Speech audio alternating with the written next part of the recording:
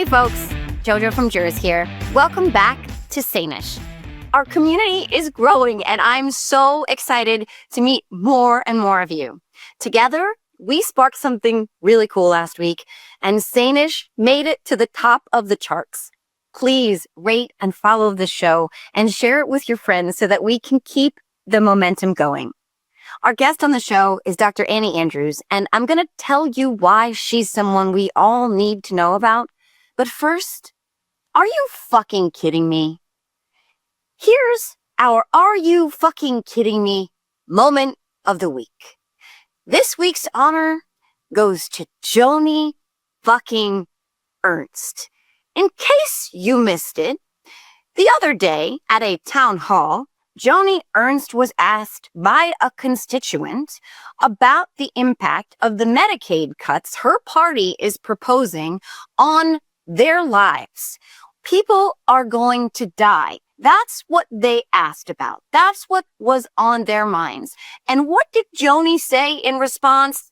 No, she didn't try and soothe their worry. She didn't try to calm them down or assure them that that was something she was concerned about. Nope.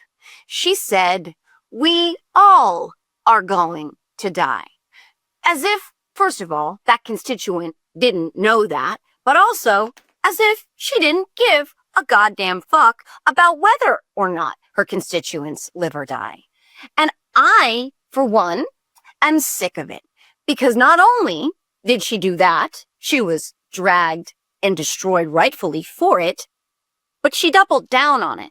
She actually, almost inexplicably, made it worse because the next day, her response to being called out for that callous and heartless reply to her concerned constituent was to record a video of herself walking through a cemetery in which she condescendingly and while dripping with disdain insulted the intelligence of her constituents by saying she assumed they all knew that they would someday meet their maker and that she was relieved she didn't also have to explain the tooth fairy.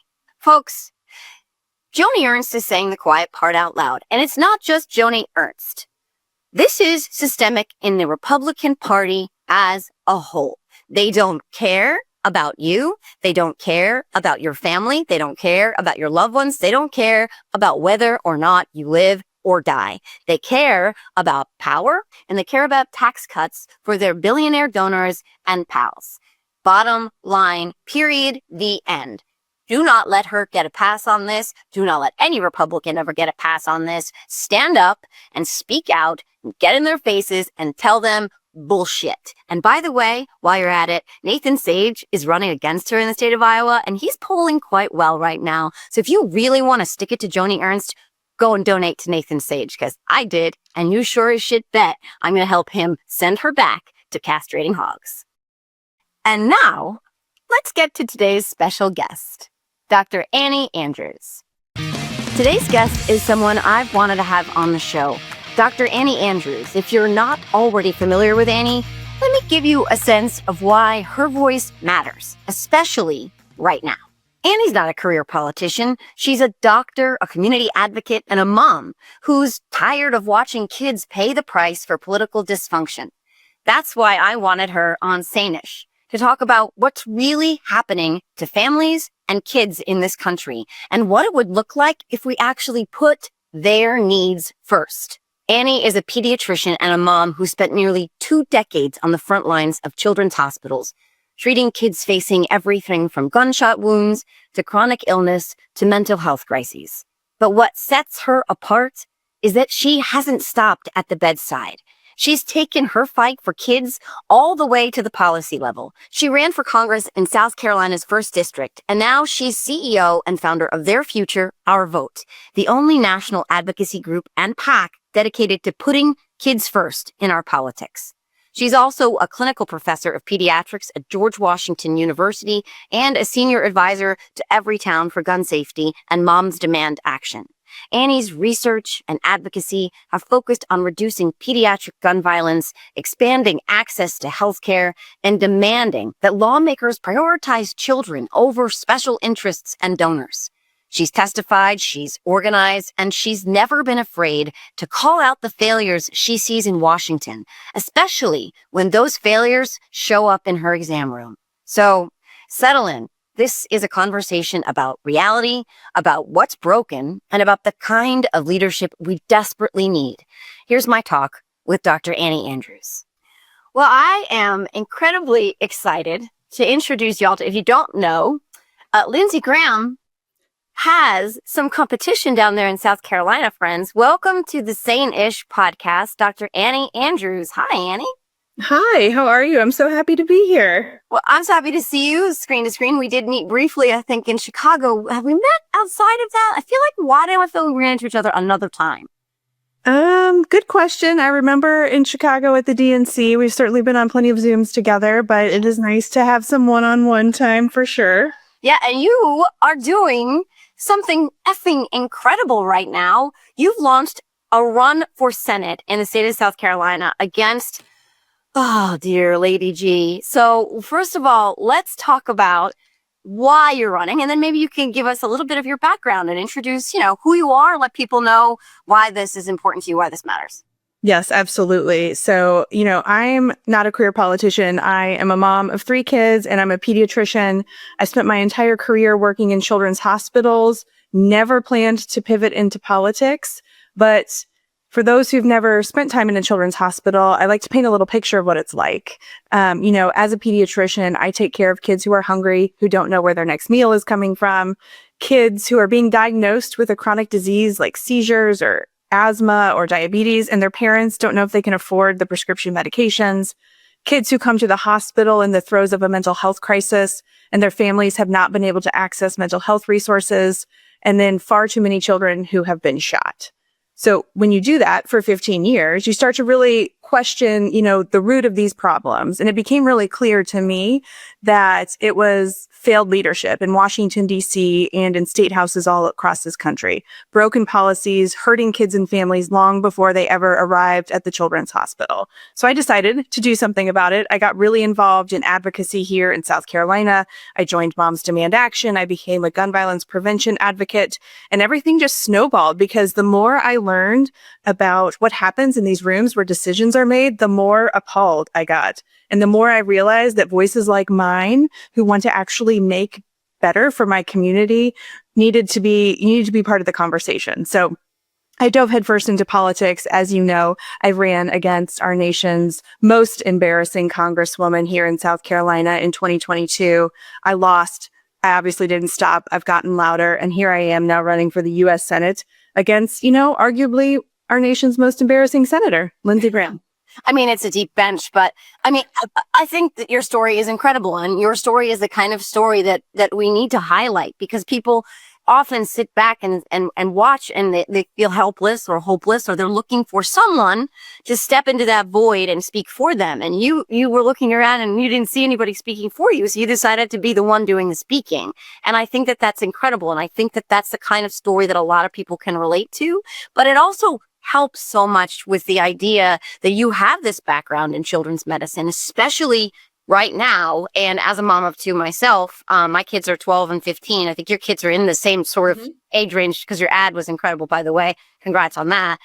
You have 3, but this is something that's top of mind for me, because what we're looking at right now, I think of them as seeds of awfulness in terms of public health, because RFK Jr. is unhinged, to say the very least. And he is dismantling so many of the programs that our families, our children rely on for their public health and safety. And I want to talk about that in particular with this new rollback on the COVID vaccine for pregnant women and children, and in particular, the impact on pregnant women. But I want to talk about this overall sort of attack on public health and how you fit in so specifically to that lane, and how you really are expert on this subject.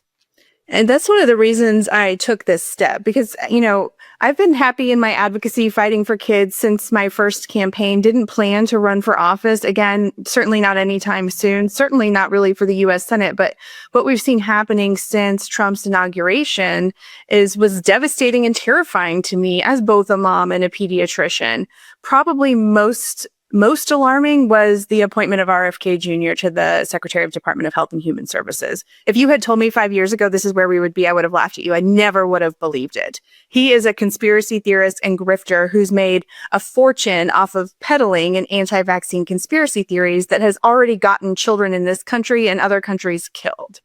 And seeing this coordinated attack on both our nation's healthcare system through this, guts to the Medicaid program, which is our nation's largest insurer for children, cuts to Medicare, slashing NIH funds, plus all of this attack on our public health infrastructure and trust in public health. It made me just understand the urgency of the moment. And why would I wait, another election cycle or another one? Or why would I just stay in my lane when I know I'm fully capable of running a strong campaign against a candidate like Lindsey Graham? So I just, without a lot of pro and con list, I dove in because I know this is a fight worth fighting no matter how steep the odds are. And I do want to touch on what you said about the COVID vaccine in pregnant women and children. And this is just, like you said, seeds. And I like people to understand that just the nomination of him to secretary did devastating damage to Americans' trust in our public health system that will take decades to resolve. And now he is the secretary, and now he continues to spread conspiracy theories about the safety and efficacy of vaccines like the COVID-19 vaccine. And I am certain that that man was not at the bedside of sick children during the height of the COVID pandemic. I was. I had to tell children that their parents died from COVID. I had to learn how to treat new conditions like the post-COVID inflammatory syndrome that happens in children that can devastate the kids' heart's health. It was very real for me and all of my physician colleagues. And to see it being trivialized in this manner, threatening the health of pregnant women, we know that pregnant women are at higher risk for serious complications from COVID-19. We know that the vaccine is safe to give to pregnant women. But what he is doing is so damaging because average Americans don't know who to listen to anymore, because if they can't trust the Secretary of the Department of Health and Human Services or our potential conspiracy theorist, Surgeon General, where are they supposed to turn? So that is why I decided to just throw caution to the wind and step into this fight, because it's never been more important than it is today. My God, thank you. And you are 100% right. And it is absolutely terrifying. And the fact that he was confirmed nominated, setting that aside, we know why he was nominated, because he did the things he needed to do to make sure that the emperor was happy. And that's why. But the fact that he was confirmed by these feckless Republicans, some of whom are doctors, like I'm looking at you, Cassidy, they still confirmed him because of the pressure. And Lindsey Graham confirmed him despite not being a doctor, but despite knowing better, because every one of them knows better, knew better. And let's get into it on Lindsey Graham a little bit. Let's get into it again on that cuckolding fecklessness that he exemplifies and embodies so perfectly. Lindsey Graham once upon a time said, if we nominate Donald Trump, we'll get destroyed and we'll deserve it, essentially, right? Well, here we are. And he has gone along not only to get along, but that man is so all up in Donald Trump's behind that he might as well be giving him a prostate exam at this point. Okay. So he has gone along with all of it. He has not stood up. He has not spoken out. So let's talk about that. Let's analyze Lindsey Graham's service, not to this country, but to Donald Trump in the last decade or so. That's right. Lindsey Graham doesn't believe in anything or stand for anything other than what he needs to stand for to maintain his own power. And, when he first got elected to the Senate 22 years ago, half of my lifetime ago, he stood for things. I never would have agreed with him on most policy positions, but he was a respected senator. And he has completely devolved into, like you said, a Trump sycophant. And this is to me, this is the very definition of corruption, because this man does not care how much he debases himself by posting a picture of Donald Trump as the Pope, by just this weekend tweeting essentially that he hopes that the boat that Greta Thunberg is on sinks. He doesn't care how low he has fallen, because all he cares about is staying in Trump's good graces, because he sees that as the most effective way to maintain power. He has completely lost touch with the South Carolinians who elected him to serve. He even said so boldly into a microphone, I don't need a town hall. I'm in DC to do what Trump tells me to do. So again, that's another reason I decided to run, because in my view, as a South Carolinian, Lindsey Graham is like the epitome of what is wrong, the deep disease within the America's GOP right now. This isn't the Republican Party of my father or my grandfather. We are so far off the deep end here. And the only way we can get them to figure out how to move forward as a party so we can get back to a two-party system is to hold them accountable. And we have to run everywhere. People are like, why would you run in South Carolina? Isn't Lindsey Graham unbeatable? Well, first of all, he's more unpopular than he's ever been because he's more corrupt than he's ever been. His popularity, his approval rating is 10 points lower than Donald Trump's in South Carolina. He has problems on his right. And if he is lucky enough to survive his primary, he's going to have to deal with me for the next 12 months. And we cannot win as Democrats if we don't run everywhere.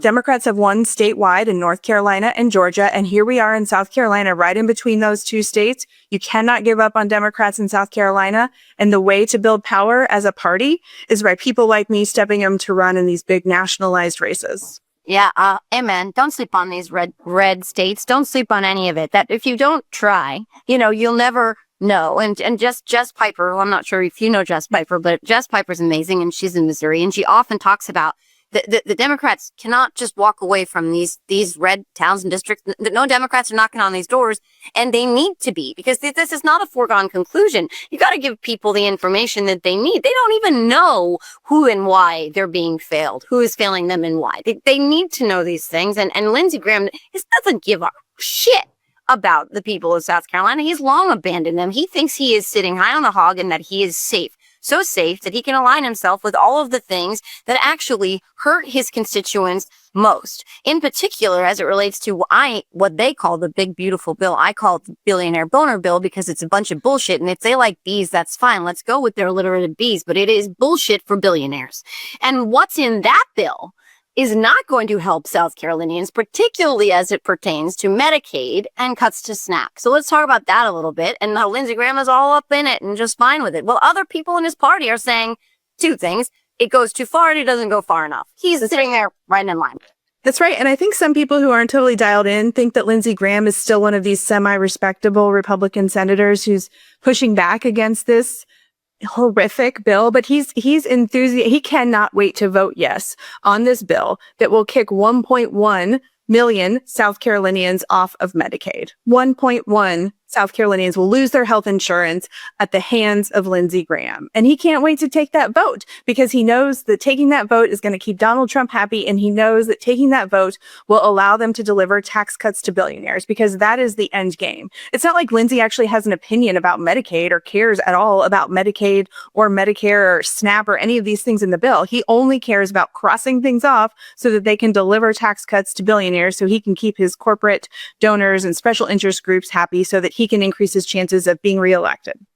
Yeah, I mean, that's, again, abandoning the very people you're supposed to be there to represent. And it's not just Lindsey. This is systemic in this whole party. It's a rot. And the rot is from the head down, right? This fish is rotten from the head down. But like, just to sort of tangentially sidebar here over on some comments that were made over the weekend by one of his colleagues, Iowa Senator Joni Ernst, who needs to be sent back to castrating hogs, if you ask me. And there's a Democratic candidate right now, Nathan Sage. He's the only one in the race so far who really has, launched an opposition. But I have a feeling that is a little more crowded. But Joni Ernst said the quiet part out loud when asked about people dying because of the cuts to Medicaid in this bill. She said, we all are going to die. And just sort of snide, like passed off, shoulder shrug, like, you're going to die anyway.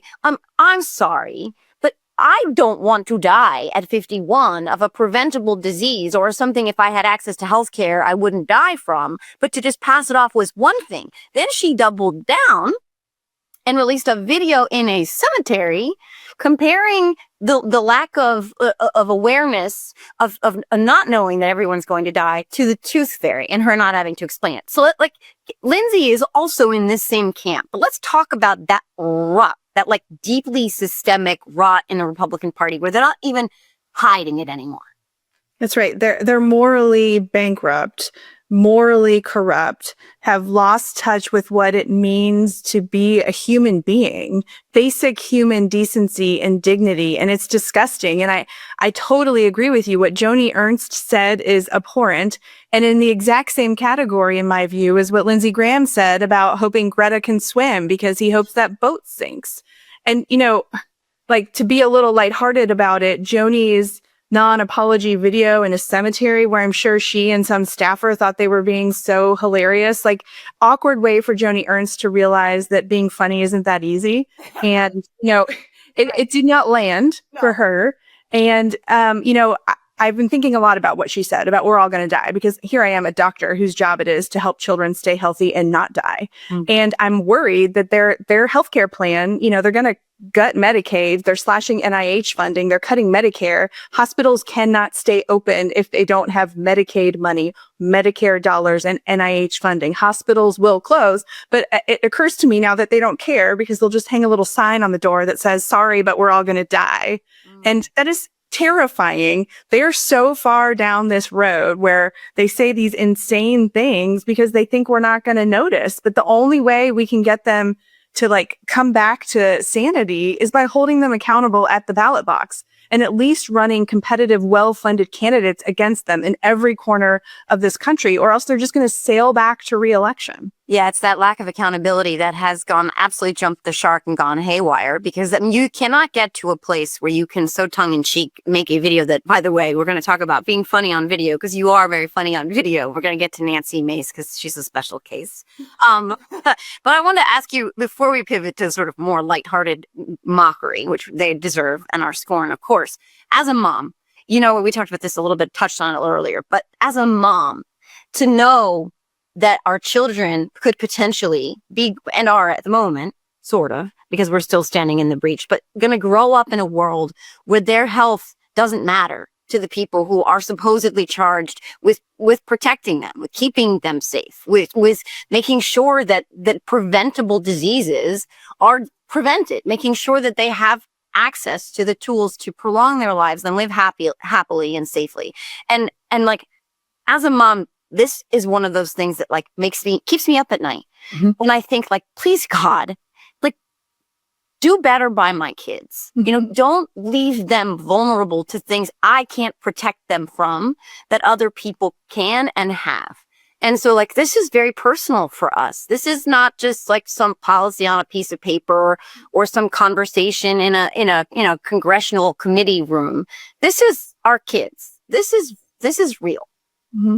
And that's why you and I are out here doing this. I mean, I had a happy life before I engaged in public policy and politics. I'm sure you did too, but that's what drives me to get out of bed and do these things every day. These things that are really uncomfortable and so far outside of my comfort zone and really, really hard and completely disruptive to my personal and professional life. But I'm doing it for my kids. Everything changed for me when I became a mom. I am an introvert.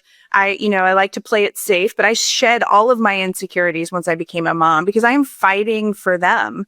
My youngest child, I have 2 daughters and a son. My youngest daughter was born 6 days before Donald Trump was elected in 2016. And I'll never forget that night of being up in bed, nursing her, looking at her beautiful newborn face and watching the election returns come in and thinking, what have we gotten ourselves into? Why did I bring another baby into this world? This world is not what I thought it was. And something really lit inside of me that night that has carried me all the way to this campaign for U.S. Senate, because I'm fighting for my kids. But moms out there need to know that your voice is so powerful that you can find a way into this fight and you can be so effective. And together we can create the kind of change that we all want for our kids. Well, you're gonna make me cry now because I can't speak to that enough. And it's so we are really bonded sisters in this way because my kids were older during the election, and I remember putting them to bed that night. I told this story before, but I'll tell it to you. Putting them to bed that night and telling them they'd wake up to the news of our first female president-elect. And the reason was because right would prevail, because good would triumph over evil, because by every conceivable metric, even little kids understood that this is a bad person, a fundamentally bad person who did bad things like mocking disabled people, bragging about hurting women, like I put them to bed knowing as a mom, this thing that we try so hard to instill in our kids all the time, like do the right thing. Do the right thing. Even when the right thing is hard, do the right thing. Then you'll be rewarded for doing the right thing. And then, of course, when they woke up in the morning, my son, who was then 7, he was 7, he saw me on the bathroom floor collecting myself as I heard him waking up. And all he asked me is, why? How did this happen? How did the bad guy win? And as a parent, I didn't have an answer. Everything I had tried to instill in my children, every idea of doing the right thing because it's the right thing to do was destroyed. And I was like, well, I can't answer him. So what I have to do now is set a course towards making this right, towards correcting this wrong. And that was my fire too. That was what woke me up out of the suburban purgatory. I lost myself completely. And that one moment crystallized everything for me. And I think you're so right about moms realizing how much power we have, how much resonance our voices have, how we are uniquely equipped to carry these torches forward because we know how to do things, how to navigate challenges, how to lead by example. And then you have that coupled with your medical background and the fact that you've seen, children in absolute and utter distress, and you know how to navigate those challenges too. I think that is just exceptionally amazing that you are here as this face and voice for change and for accountability, but also you're doing this all with humor, which is funny that you said you were an introvert because you put yourself out there. And I know firsthand that this is not easy to sit there with your phone and make a video where you're pretending to be somebody, or you're mocking somebody, or you're making fun of somebody in a very, artful, let's just say, and in tongue-in-cheek way. And your videos, your Katie Britt was hysterical, but your Nancy Mace videos, Nancy Mace makes it easy to mock Nancy Mace. But let's talk about what was the decision tree on that and coming out of your shell. And also let's just get into a little bit of Nancy Mace. What's wrong with Nancy Mace? Oh God. Right. The Katie Britt video was my first true foray into this new art form of mine, the sarcasm, the videos mocking Republican women primarily.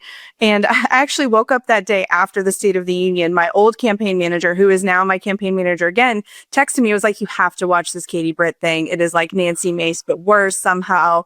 So I watched it and I texted her back. I said, you know what? I think I'm going to waste my whole day trying to make fun of Katie Britt. And I was home alone. I set up my little tripod and my phone. And in one take, I just recorded this ridiculousness, edited it myself on my phone before I even had a software program to edit videos. Yeah. And I posted it and I was like, I think it's funny. Maybe some people will think it's funny. And that thing went everywhere. And then I have so much fun making these videos. And I think part of it is because I spent 12 months of my life running against the uniquely horrific Nancy Mace. And she makes it so easy to mock her. So I have a whole series of videos mocking that woman who, I don't know. Yeah. I feel like that she needs somebody to sit her down and have a conversation with her, because I feel like she has really gone far afield, and rapidly. And I have my own thoughts on why. I don't know her. I'm not a psychologist or psychiatrist, but I'm a survivor of rape and domestic abuse. And I will say that it feels to me as though she's not really unpacking some of that, because she's very open about her trauma, and that she's misplacing a lot of it. But that's we don't really have to armchair analyze Nancy Mace. She's a hot mess. And this whole trans bathroom policing and going down, she's gotten so radical and so extreme in such a short period of time. It's very strange to watch. I agree. Someone recently told me that they think that I'm the one who maybe broke her brain a little bit, et cetera, off the deep end. I don't take full credit for that. I definitely know I live rent free in her head, because the day I launched my campaign against not her, she immediately quote tweeted the news article about it with something insane about castrating children.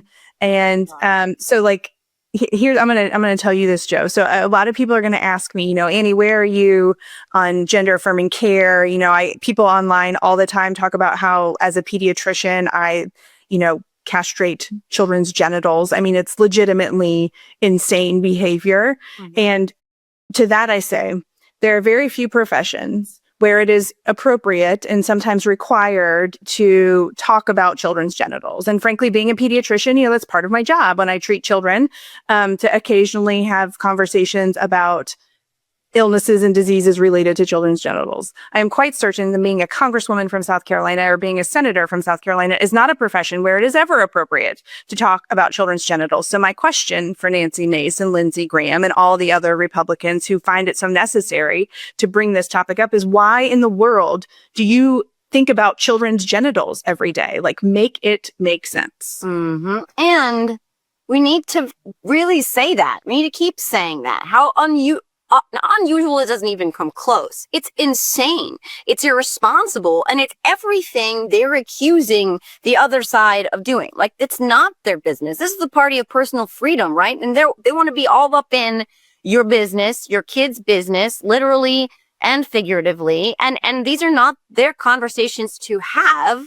But meanwhile, they'll spread mis and disinformation about what it is that you do. And that mis and disinformation becomes so incendiary and it travels so far that people believe it. And then they act upon those beliefs. And this is, like, again, part of this machinery. And Lindsey Graham, he plays right all into it. Lindsey Graham and Nancy Mace, clearly, she's made this her particular issue, but Lindsey Graham plays right along into it too.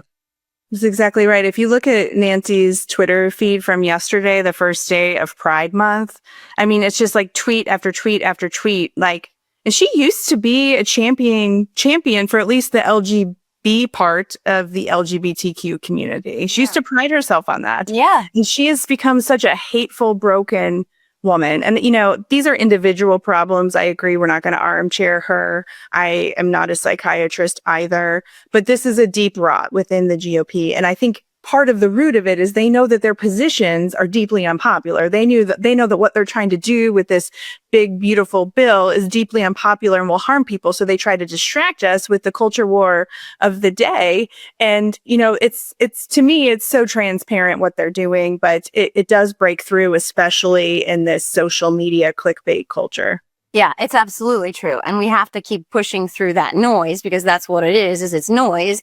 And it's this fine balance between not engaging and amplifying their disinformation, but also disputing it and knocking these things down with facts and truth. Like, it's this fine line that we always have to walk. But I firmly believe that we do have to go on offense as a party more often than not. And that's why I love that you're bringing the fight to Lindsey Graham, bringing the fight to the people of South Carolina, holding him accountable, holding his feet to the fire, raising the alarm, and drawing attention to the things that actually will impact South Carolinians' lives. Because it's not a biological boy being on your girls' softball team. It's the fact that 1.1 million South Carolinians, to your earlier point, will be booted off of Medicaid if this bill 60% of it is likely to go through in some way, shape, or form, and none of it is going to be good for the people who have voted for Lindsey Graham and Donald Trump in many cases. So thank you for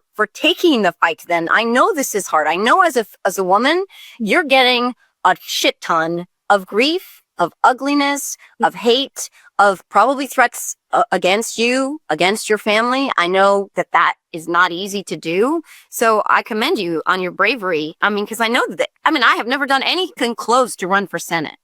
Using your voice is one thing. This is 10 steps beyond that. So, I mean, how are you doing, by the way, with all of that? Thank you. Right now I'm feeling incredibly supported and embraced by people from all across the country and frankly, all across the world.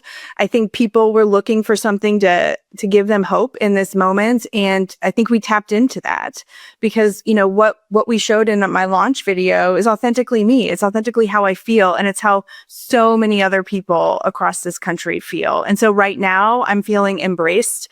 But there are really hard, I ignore the Twitter comments, as I'm sure you do as well. They've become so predictable. But, I just try to ignore all of that noise, stay true to, my clarity of purpose, which is to fight for our kids. And because I know South Carolinians deserve a leader in the U.S. Senate. And so I'm hanging in there. It's going to be a long 18 months, but I believe so deeply in what I'm doing that I'm not going to slow down. I'm not going to stop. I'm going to continue to get louder. And if people want to join me, I want them to go to drannieandrews.com and join our team, sign up to volunteer, donate if you can. And if you believe South Carolinians deserve a senator who can make jokes and isn't a joke, then support me. I love it. You don't have to live in South Carolina to care about this. It's going to impact all of us. And we need more faces, more useful faces, more faces of people who walk the walk and talk the talk and live real lives. Because I think that party's gotten really disconnected, and I think some of our party's gotten really disconnected from the real people. And you are 100% a real person and a real doctor and a real candidate for the United States Senate in the state of South Carolina. Thank you so much, Annie, for joining us. I'm so excited for your campaign. I'm so excited to help. And you heard her, everybody. Go help out, volunteer, donate, go to her socials, share her campaign launch videos, tell your friends. Lindsey Graham is really easy to dunk on. So this is an easy one. It's going to be fun. Yeah. Thank you so much. And thank you for joining me so much. I really appreciated this conversation, and best of luck, Annie. Thank you so much, Joe. A big thanks to Annie for hanging out with me today. The community we're building together is a place where your voice should be heard. Follow me at JoJo from Jers on all platforms and send me your thoughts. I'd really like to hear from you. Thanks for listening, and until next time, stay strong, stay sane-ish, and take care of each other.